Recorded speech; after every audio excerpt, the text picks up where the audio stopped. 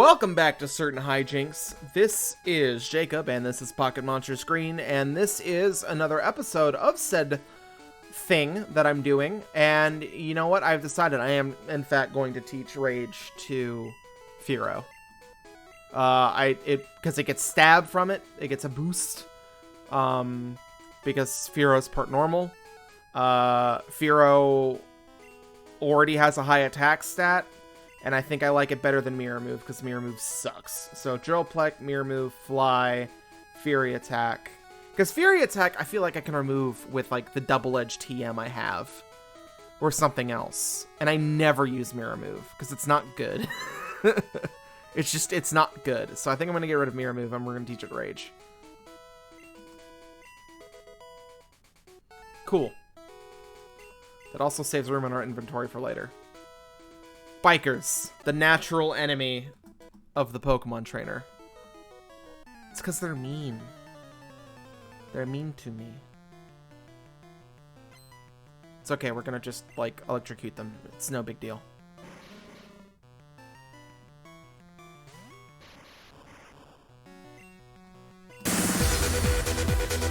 Give them the Thunderbolt!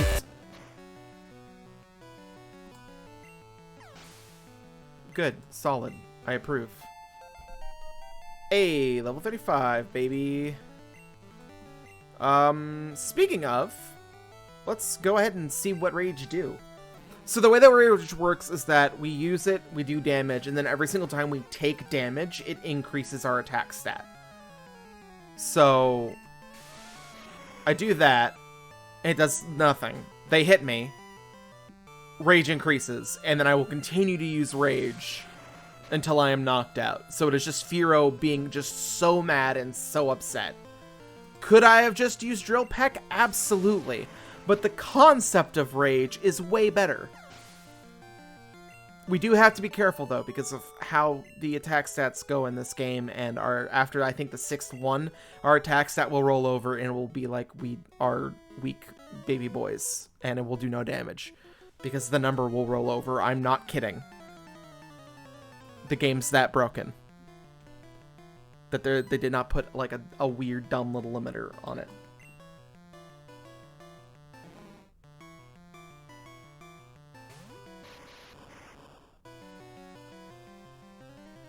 And now we this, that. 1 second. I have a text from my baby.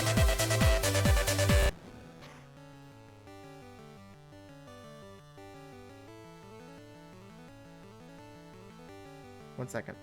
1 second. I'm sorry. There we go. Okay. She texted me a picture of a cookie that she thought was a fart cloud based off of how the icing was done, only to realize, foolishly, that it was meant to be some kind of abstract flower. And I thought that was just dang cute. So I had to tell her, haha, that's funny. Because it does look like a purple fart cloud. Just saying.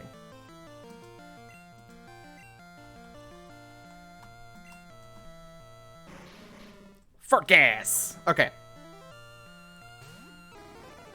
Let's get him. We're gonna just use Drill Peck. Rage is there to be cute whenever we're like, oh, we can just use Rage, that'll be cute. And it's like, no. Whee! We'll just use Drill Peck and Fly like 90% of the time. Like, we'll use Drill Peck, like, the first move pretty much every time, and then there will be the rare instance where I'm like, you know, let's use Fly this time just to be cute. Or some such nonsense. I think there might be an item here. Oh, that's the Pokedex. Why is it first? I'll never know. It just seems odd that they would put the Pokedex first.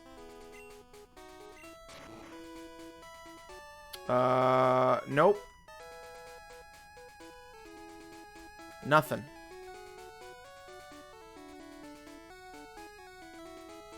I got distracted by the bird outside my window again. It's a little baby, you guys. It's just a little finch. It's super cute. Seashells. Seashells. By the seashore. Ah, good. Yes. Something to electrocute my man Farfetch'd, what did they do to you? God. It's so bad. Just get it out of here. I don't want to see it anymore.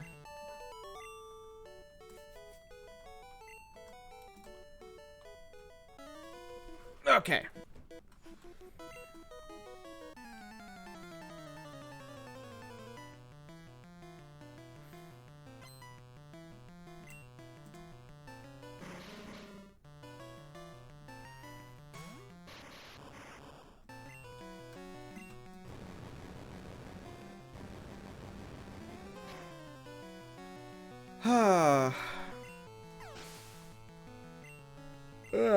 Sorry, I'm bored by this game now. That's awful. I shouldn't say that. It's not that I find the game boring. It's just that this is a problem with Gen 1. There just isn't a lot to be engaged. Some of these routes just go on forever. This entire like part that I'm on now is 100% optional. There's no reason you have to do this. It is just one of two paths, which is cool. And there's like items and stuff. Getting rage was cool, but it's, again, I've fought these dudes before. Like in the route on the other side of Fuchsia City, I fought these dudes already. Like guys with these exact same like Pokemon and capabilities and the exact same levels. Like, I did it already, man.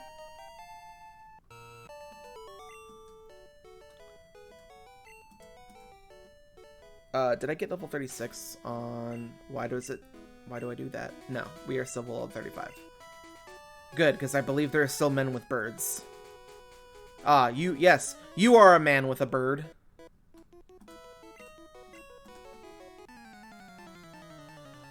So I'm just like... It gets tiresome doing this over and over again. And it's one thing whenever you are sitting with your little handheld and you're popping it out like every 20-30 minutes. I can get up, I can get a snack, I can do other stuff, I can talk to people, I can just mindlessly press A and not have to try and entertain you guys. But it's the fact that I gotta find a way to make this interesting whenever there isn't dialogue to use is where I'm like, alright, listen. So... I'm gonna try my best to be engaging, and we will finish every Pokemon game on this channel.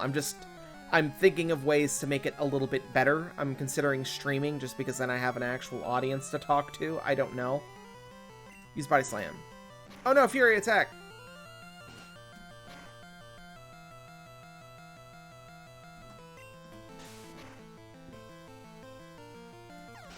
One shot. It's because we're so fat. He's a big tubby boy, my Snorlax is. Alright, did we hit level 30 CX? We did not. I keep thinking that we did, because it just is like, wow, this Electrode still hasn't leveled up. And it's like, no, man, he hasn't. Get off his back. And it's like, well, alright, I appreciate the sentiment.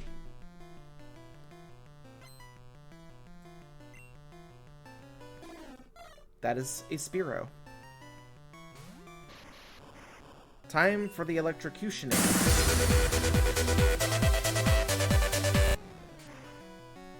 He explode.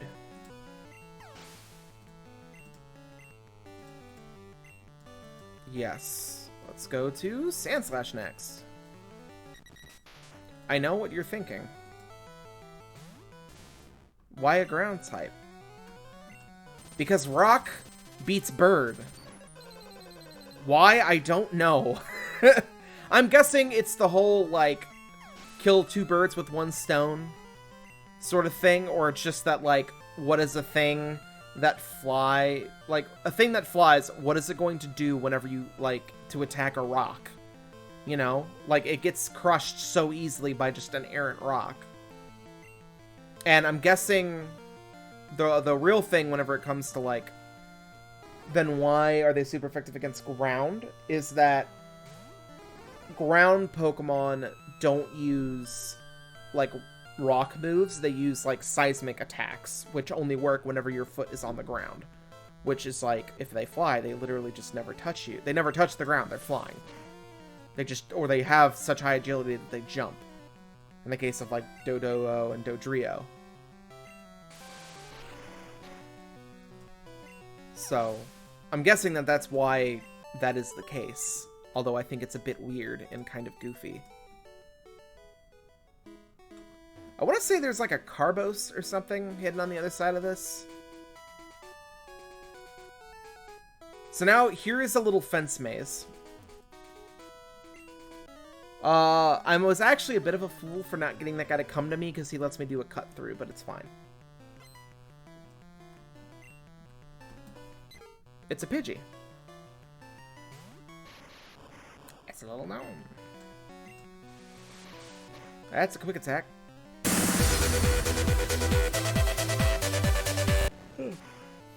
Lots of little electroshocks. Hey, level 36.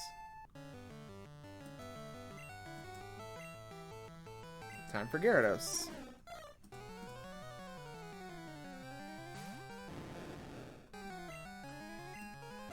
Use Ice Beam. Because that...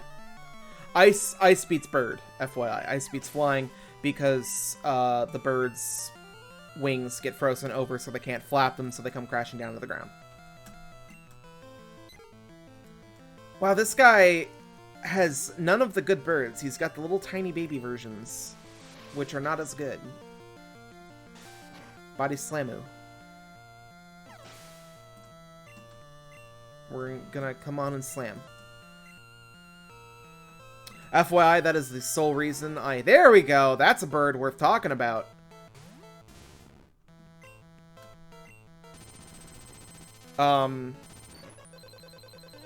I considered doing a visual joke with Body Slam by having it play, like, the Space Jam theme. Come on and slam. Everybody come and jam. But then I was like, no, there's too many, and I already feel like I miss them every once in a while, and I don't want to have to deal with that. So I just went in a circle. And so it begins. This isn't even a real maze. It's just like fences. It's dumb.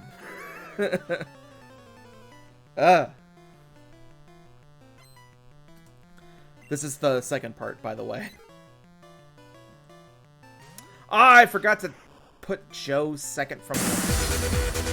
It's okay. He's only going to get experience with Pidgey, which isn't going to be a whole lot.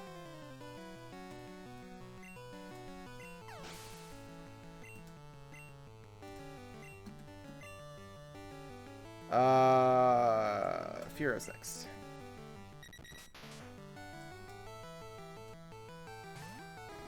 See, now I don't want to use a flying move, because that's going to be not very effective, so we'll just use Rage. And that will do enough damage. And then, oh, they use a Fury attack like a fool. Each one of these individual Fury attacks will increase the damage of our next Rage. So now we're 3 times. 4 times.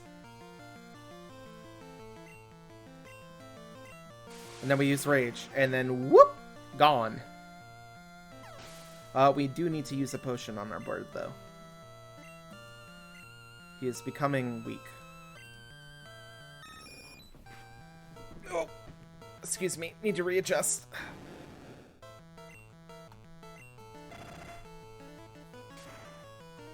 Use the big ice. I have super potions in my bag, so it shouldn't be an issue. Who do we want to use next? We're still going to be fighting birds, so Gyarados seems like a good solid choice. Because of Ice Beam and just overall being a Gyarados and thus being fuck off powerful. We will, however, need to use an item. I want to say this is a potion. It is. Good job, go us. Hit by 4 Fury attacks. He got very upset. do, do, do, do.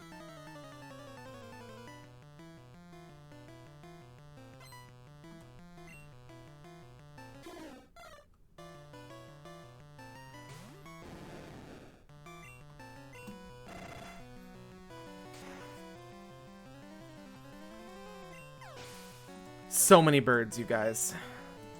Which I appreciate. I appreciate that there is a coherent theme going on in this area. Where it's like, what do these guys do? They do birds. That is what they do. It is what they are good at. It is what they are skilled at. It is their specialty. There are a lot of birds around here, I guess. The little fence posts, there's no grass, so there's plenty of wide open space in the air for them to fight. So for them to fly around in, and that's a nice, good sentiment.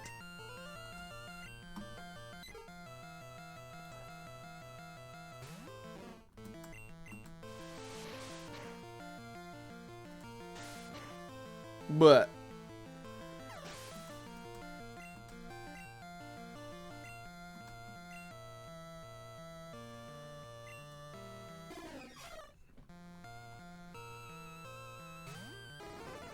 ah, yes. Who are you? I am you, but better. Drill pack, baby. God. So rude.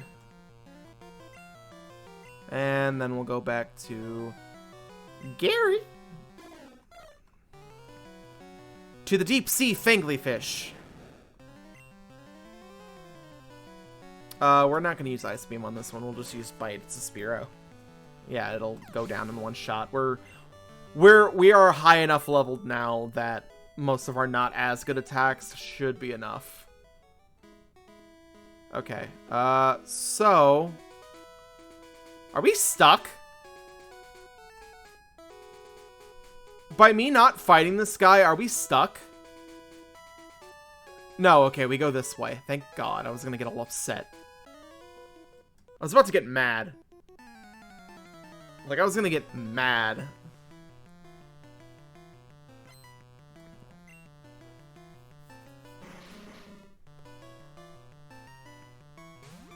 Hey, that's just like a regular...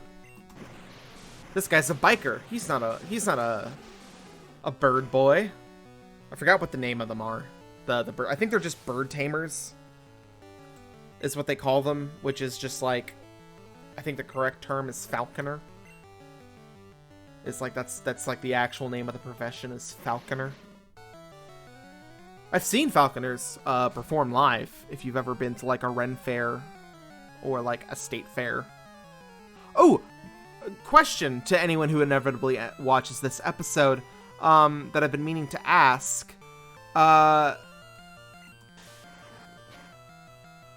Is the state fair a thing outside of Texas? Because in Texas, the state fair is awesome. It's like the biggest deal. Like, everyone currently is heartbroken because we're like, the fair is not going to be open during October, whenever it normally would be. And if it is, we probably shouldn't go, because you'll die. Or not die, get sick, or like become a carrier or whatever the fudge.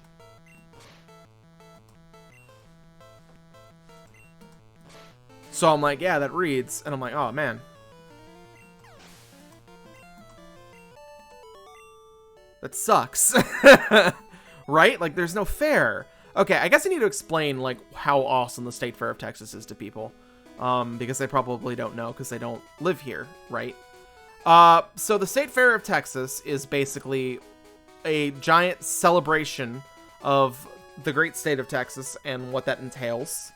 Both in the form of fun, food, and general overall drunkenness.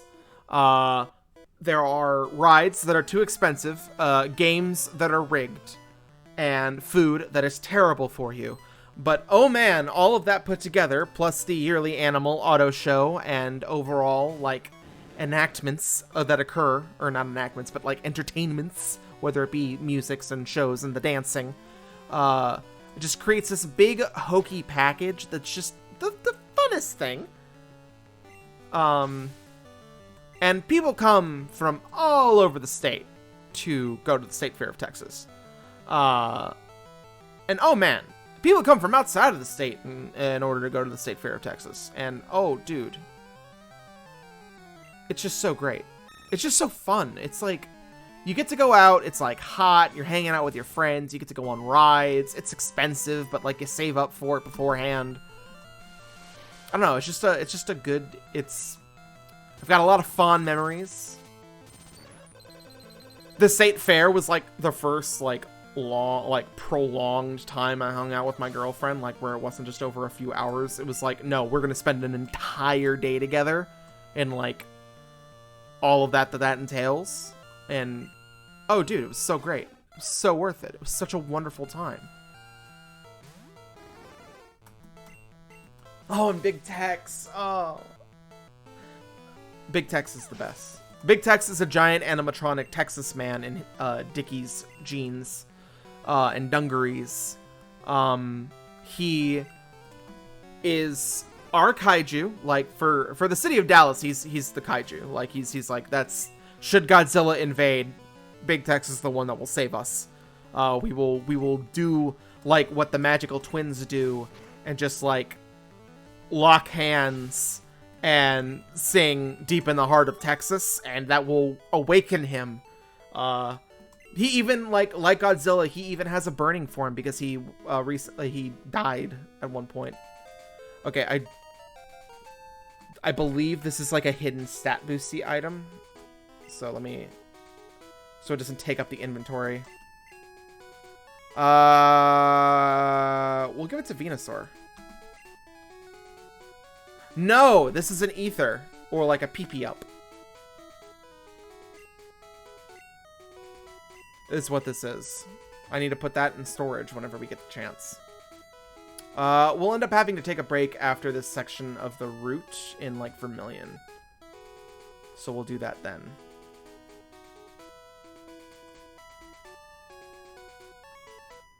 This is a dead end, yay. I'm gonna fight this lady. Oh, goodness. But hey, we're not fighting another freaking bird guy or biker. We are fighting something besides that. Look, a Ciclofairy. That's like an okay sprite we haven't seen in a while. That's nice. That was good. It's a Meowth. That's a good Pokemon. We can use Dig on that.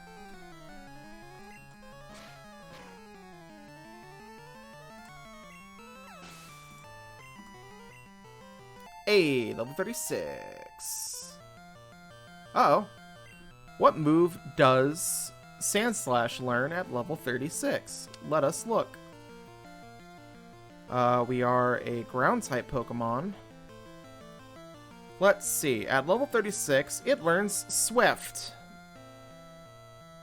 No, we don't want to learn that. We already know Slash, and we had to learn Cut, so we're not getting rid of those. And Rock Slide and Dig give us great coverage, so no, we're not doing that.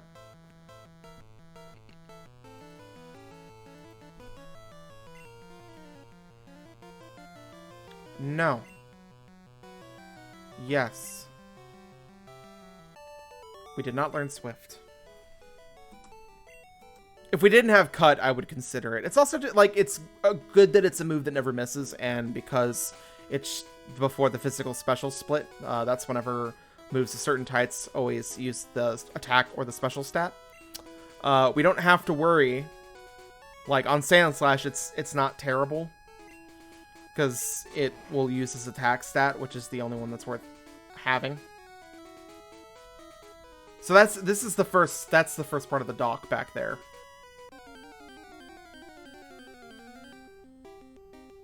It's a Venonat. I believe we caught one of these in the Safari Zone, so I'm not going to worry about it. Alright, so this has been Certain Hijinks. I'm going to call it here, and we will continue on with the slog, as it were, next time. But this has been Certain Hijinks, this has been Pocket Monsters Green, this has been Jacob, and this has been an episode. I will see y'all guys real soon. Bye-bye.